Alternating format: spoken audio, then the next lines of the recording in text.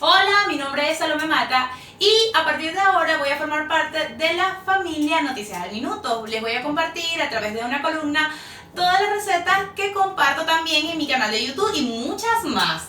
Así que me pueden seguir en mis redes sociales como Salomé Cocina y en YouTube en mi canal como Salomé Cocina. Los invito que en este momento estoy compartiendo los videos de la cocina tradicional venezolana.